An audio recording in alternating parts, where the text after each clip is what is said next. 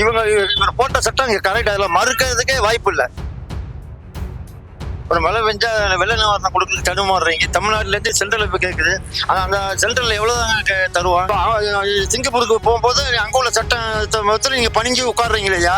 ஏன் நம்ம நாட்டுல சட்டம் போட்டா மாத்திரம் ஏன் உங்களுக்கு வலிக்குது கேக்குறேன். இது முதல்ல எப்பவுமே மோடி போடுறதெல்லாம் தப்பா தாங்க தெரியுது.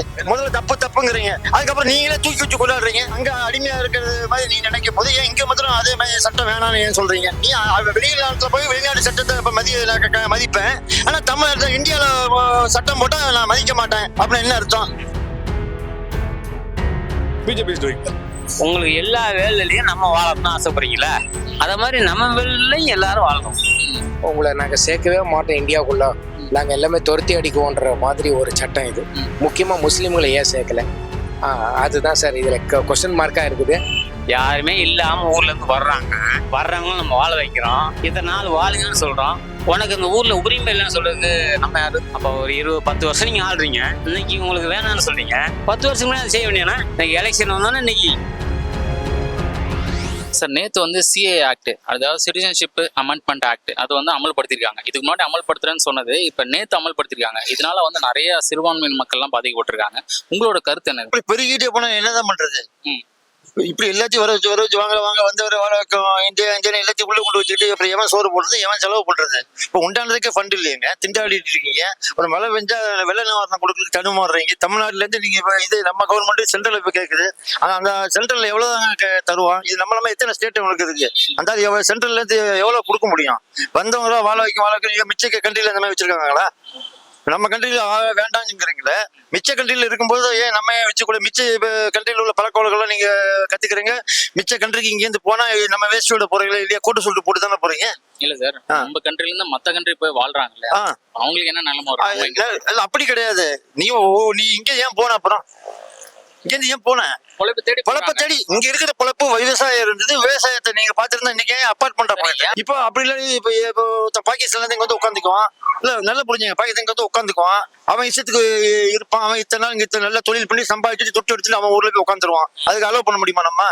இப்ப நம்ம பொழப்புக்கு என்னென்ன பண்றது வழி?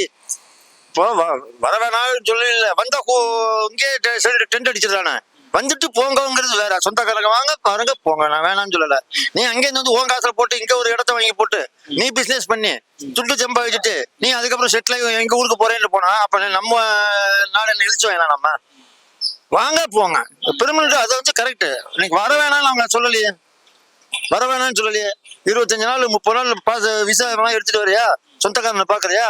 பாரு, இரு, சாப்பிடு, போ. உன்னை யாரு வேணாங்கிறா? இப்ப நான் வெளி கண்ட்ரில போய் நான் சொந்த முன்னாடி இருக்க முடியுமா? இத்தனை வருஷம் தான் உங்களுக்கு டைம் கொடுக்குறான். இங்க அப்படி சொல்லுதா? தமிழ் ஏதாவது ஒரு ஃபேக்டரி ஆரம்பிச்சா தமிழ்காரங்களை ஃபர்ஸ்ட் சேருன்னு தேவையெல்லாம் ஹிந்திக்காரனை கூட தமிழ்நாட்டில் கொண்டு விட்டீங்க. இப்போ இது மாதிரி தான் நாளைக்கு பிரச்சனை வருது. இப்போ சிங்கப்பூருக்கு போகும்போது அங்க உள்ள சட்டம் நீங்க பணிஞ்சு உட்காடுறீங்க இல்லையா? ஏன் நம்ம நாட்டுல சட்டம் போட்டா மாத்திரம் ஏன் உங்களுக்கு வலிக்குது கேக்குறேன். இவர் போட்ட சட்டம் இங்க கரெக்ட், அதுல மறுக்கிறதுக்கே வாய்ப்பு இல்லை. அது மறுக்கிறதுக்கு வேணாம் எதிரி நாங்க சொல்லவே இல்லை. அமெரிக்கால பொண்ணை கொடுத்துருக்கியா? போ, பாரு, இரு, வா. அங்கேயே நீ இருன்னு சொல்லல. அது மாதிரி நீ அங்கேயே நீங்க வரையா? பாரு, போ, கிளம்பிடு. இங்க டென்ட் அடிச்சு உட்கார்றதுக்கு புறம்போக்கடமா? ஏற்கனவே எல்லாரும் வர வச்சுதான் இன்னைக்கு மார்வாடிஸ் நீங்க எத்தனை இப்ப நம்ம எல்லாம் எடுத்துங்க. டெல்லியில மார்வாடிஸ் இப்ப எங்க இருக்கான்? அவன் ஊர்ல இல்ல, சம்பாதிச்ச முள்ள இங்க நம்ம வருமானம் இங்க சம்பாதிச்சு கொண்டு போய் அவன் ஊர்ல பீகாரா அந்த மாதிரி செட்டில் ஆகி உட்காந்துருக்கானே.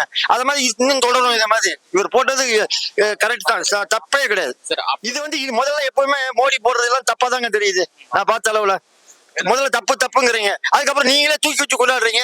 வட மாநில நார்த் இந்தியன்ஸ் ஒர்க் பண்ணிட்டு நீங்க எப்படி சப்போர்ட் பண்ணீங்களா? என்ன பண்ணீங்க? இப்போ தமிழ்நாட்டுல நான் அப்பவே சொன்னேன், நம்ம சோம்பேறி ஆகிட்டு இருக்கோம், உள்ள வர போறான்னு. நம்ம இதுக்காக அவங்க மேல தப்பு கிடையாது. நான் அவங்க வர வேண்டாம், அவங்க வந்ததுதான் தப்புன்னு சொல்ல முடியாது. வந்தது யாரு? நம்ம தானே காரணம். நம்ம சோம்பேறித்தனமா இருந்து குடிச்சு போட்டு உட்காந்து வேலைக்கு போகாம இருந்ததானே காரணம். காரணம்ன்றது வந்தது தப்பா ரைட்டா? தப்புன்னு சொல்ல முடியாது. நம்ம மேல தப்பு இருந்தாலும் வந்தான், அவ்வளவுதான். ஆனா வந்து கரெக்ட். ஆமா, தப்பா. அது நீங்க ஊசி இடம் கொடுத்தாதான் நூல் நுழையும். நல்லா புரிஞ்சுக்கணும். அங்க அடிமையா இருக்கிறது மாதிரி நீ நினைக்கும் போது ஏன் இங்க மாத்திரம் அதே மாதிரி சட்டம் வேணாம்னு ஏன் சொல்றீங்க? அதனால இந்த சட்டம் அமல் பண்ணுங்க. கண்டிப்பா. நீ வெளிநாட்டுல போய் வெளிநாட்டு சட்டத்தை மதிப்பேன், ஆனா தமிழ்நாட்டுல இந்தியால சட்டம் போட்டா நான் மதிக்க மாட்டேன் அப்படின்னு என்ன அர்த்தம்? உங்களோட கருத்துப்படி அவங்க சட்டம் அமல்படுத்துவது நல்லதுதான். நல்லதுதான். அது மிகப்பெரிய தவறுன்னு சொல்றது நான் காரணம் சொல்றேன். உங்களால எதையுமே பண்ண முடியல. எங்க இருந்து வந்தான் போன எங்க இருந்து கட்சி ஒரு மதம் மாதிரி போனதுக்கு இதுதான் கொண்டு வந்து ஒரே ஒரு சட்டம். அது இந்த சட்டத்து மேல எவ்வளவு பெரிய தப்பு இருக்கு தெரியுமா? ராஜ்கிரன் ஒரு நடிகர், அந்த தாய் தப்பங்களுக்கு பிறந்த அவரு இன்னைக்கு அவருக்கு உங்க சட்ட உரிமையில இந்தியா குடியுரிமை இல்லைன்னு சொல்றதுக்கு வந்துட்டீங்க. அது தவறா இல்லையா? அந்த சட்டம் வந்து ரொம்ப மிகப்பெரிய தவறுன்னு நான் சொல்றதுக்கு இன்னொரு காரணம் சொல்றேன். யாருமே இல்லாம ஊர்ல இருந்து வர்றவங்க நம்ம வாழ வைக்கிறோம். அவங்களுக்கு நம்மளே வாழ வச்சு இத்தனை நாள் வாழுங்கன்னு சொல்றோம். உனக்கு இந்த ஊர்ல உரிமை இல்லைன்னு சொல்றதுக்கு நம்ம யாரு? வர்றவனா நம்ம வாழ வைக்கிறதான். வந்தார வாழ வைக்கிற பூமி இது. நம்ம பூமியில வந்தானா ஒரு பொறுப்பு கொடுத்தீங்களா? அப்போ வராம விட்டுருங்க, அழிச்சிருங்க. அன்னையே கூப்பிட்டு நீங்க வாழ வைப்பீங்க, திருப்பி இன்னைக்கு வேணாம்னு சொல்ல தப்பறா இல்லையா? அப்போ ஒரு 10 வருஷம் நீங்க ஆள்றீங்க, இன்னைக்கு உங்களுக்கு வேணாம்னு சொல்றீங்க. 10 வருஷத்துக்கு முன்னாடி செய்ய வேண்டியனா? இன்னைக்கு எலெக்ஷன் வந்தோன்னா இன்னைக்கு எல்லா மக்களும் இந்தியா மக்கள் என் சொந்த மக்கள் சகோதரியாக வாழணும்னு ஆசைப்படுறேன். இப்படிதான் நாங்க வாழணும் கடைசி வரைக்கும். நீ நடுவில் வந்துட்டு நீ பிரிஞ்சு பிரிஞ்சோன்னா வீட்டு தெருவு சண்டையாயிரும். இந்த சண்டை தான் உருவாக்க போறீங்க. இன்னைக்கு நான் கேட்குறேன், ஒவ்வொருத்தனும் ஒரு கவர்னர் இருக்கான். எங்க எல்லா நாட்டிலையும் ஒவ்வொருத்தனும் நம்ம ஆளு இருக்கான், துணை ஜனாதிபதி. அந்த பதவி கொடுக்காங்கல்ல, அப்ப இங்கேயே நீங்க போட்டி போடுற. உங்களுக்கு எல்லா வேலையிலையும் நம்ம வாழணும்னு ஆசைப்படுறீங்களா? அத மாதிரி நம்ம வேலையிலையும் எல்லாரும் வாழணும். இப்ப நம்ம மட்டும் மற்றது போனோம், நம்ம ஊர்ல நீ மட்டும் வாழறது தப்பு. அது சார், இந்த சட்டம் வந்துட்டு இவங்க குறிப்பிட்டு வந்து இந்து மதத்தை பேஸ் பண்ணியே கொண்டு வராங்க. இதுல வந்து வெளிநாட்டுல இருந்து இப்ப அகதிகளா வராங்க, அவங்களுக்கு இல்லை இந்த சட்டம். அதே மாதிரி முஸ்லீம் மக்கள் இருக்காங்க, அவங்களுக்கு இல்லை இந்த சட்டம். அப்போ இந்திய நாட்டுல மத சார்பற்ற ஒரு நாடு. இந்த நாட்டுல பல ஜாதி, பல மதம், பல பல இனங்கள் வாழ்ற ஒரு நாடு இது. இந்த நாட்டுல இந்த பிஜேபி கவர்மெண்ட் இவங்க கொண்டு வந்த சட்டம் தப்புன்னு அவங்களுக்கு தெரியும். ஆனா ஒரு டாமினேட்டிங் கேரக்டரா இருந்து மோடி கவர்மெண்ட் இதை கொண்டு வந்திருக்காங்க. இது வந்து இது எந்த அளவுக்கு நீடிக்கும்னு தெரியல. அதே சமயத்துல இது சட்ட ரீதியா நோக்கி போகலான்னு பார்த்தாலும் இதுல சட்ட வல்லுநர்களும் இதை பத்தி சிந்திச்சு பேசிக்கிட்டு தான் இருக்காங்க. ஒரு தவறான ஒரு சட்டத்தை அமுல்படுத்தி இருக்காங்க. எலெக்ஷன் டைம்ல இது பண்ணது இது அவங்களுக்கே பாதிப்பு தான். இப்போ சிறுபான்மைன்னு பார்த்தாக்கா முஸ்லீம் மக்களும் கிறிஸ்டியன் மக்கள் இதுல அகதிகளா வந்து இப்போ நாட்டுல இருந்து அவங்க எத்தனையோ பேர் இதுல ரேஷன் கார்டெல்லாம் வாங்கி வாழ்ந்துட்டு இருக்காங்க. இப்போ அவங்களுக்கெல்லாம் இதுல உங்களை நாங்க சேர்க்கவே மாட்டோம் இந்தியாவுக்குள்ள, நாங்க எல்லாமே துரத்தி அடிக்குவோன்ற மாதிரி ஒரு சட்டம் இது.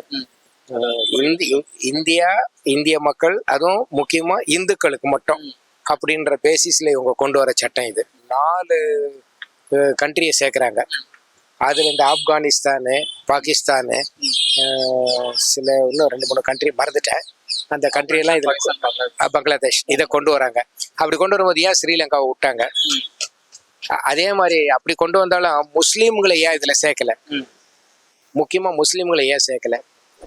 அதுதான் சார் இதுல கொஸ்டின் மார்க்கா இருக்குது. பட் இந்த சட்டம் வந்து எனக்கு தெரிஞ்சு இப்போ இந்திய மக்கள் வாழ்ற இந்த நாட்டுல இந்த சட்டம் இப்போதைக்கு தேவையில்லை. அது இந்துக்களுக்கும் மட்டும்தான் இந்தியா. அப்போ மற்ற ஜாதி மற்ற இனம் இதுல இருக்கக்கூடாதுன்னு நினைக்கிறாங்க. அது பேஸ் பண்ணி தானே வராங்க. அப்படி பேஸ் பண்ணி வரும்போது அப்போ நீ அகதிகளா வரவங்களையும் உள்ள வரக்கூடாது, அப்போ முஸ்லீம் மக்கள் இங்க வாழக்கூடாது. அப்ப யார் தான் வாழ வைக்க போறீங்க? அதனால அது இந்த சட்டம் வந்து அந்த அளவுக்கு வந்து நல்லது இல்லைங்க. BJP is doing well. Okay, right. ஏன்னா நீங்க ஓவரால் கண்ட்ரி லெவல்ல, தமிழ்நாடு லெவல்ல தெரியல. மேபி இங்க if you look at maybe உங்க DMK is doing well, they are doing lot of ஸ்கீம்ஸா இருக்கலாம், தெரியல. லைக் சில அந்த அவுட் ரீச்சை பொறுத்து தான் டெசிஷன் எடுக்கணும். மக்கள் அக்செப்ட் பண்ணிக்குவாங்க. முதல்ல எதிர்ப்பாங்க, புரியாது. ஆட்டோமேட்டிக்கா யாரு சட்டத்தை போட்டாங்களோ அவங்க புரிய வைக்கும் போது மக்கள் பழகிடுவாங்க. இது ஒவ்வொரு விஷயத்திலும் நடக்கிறது தான். இன்னைக்கு நேரத்துல தான் ஒன்றும் கிடையாது. முதல்ல எது போட எதிர்ப்போம், அதுக்கப்புறம் ஆட்டோமேட்டிக்கா குறைஞ்சிரும். இப்ப நம்ம சாதாரணமா எடுத்துக்கலாம், டாஸ்மார்க் 10 மணிக்கு ஓபன் பண்ணிச்சு, அதெல்லாம் முடியாது 12 மணின்னு சொல்லி டென்ட் பண்ணணும், மக்கள் ஏத்துக்கலையா?